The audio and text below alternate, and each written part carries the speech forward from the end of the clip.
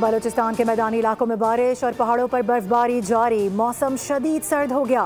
डेरा मुराद जमाली के लांगा मोहल्ला में एक घर की छत गिर गई। एक ही खानदान के 4 अफराद जाम बहक। पुलिस के मुताबिक जाम बहक होने वालों में मां और 3 बच्चे शामिल।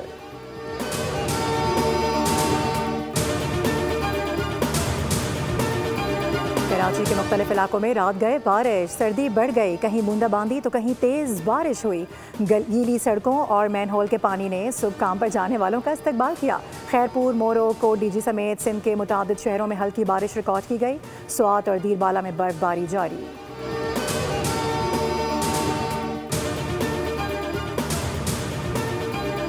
कराची में अब डबल डेकर बसें चला करेंगी। सीनियर सूबाई वुज़रा शर्जील मेमन और नासिर हुसैन शाह ने बसों का इफ्तिताह कर दिया। शर्जील मेमन ने बस में मुख्तसर दौरा भी किया।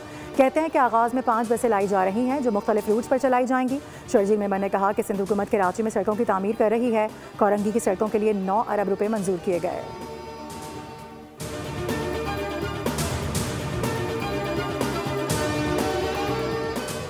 और पाकिस्तान स्टॉक मार्केट में तेजी का नया रिकॉर्ड। मार्केट खुलते ही 100 इंडेक्स में 714 पॉइंट्स का इजाफा देखा गया। 100 इंडेक्स पहली बार 1,75,000 की सतह भी क्रॉस कर गया।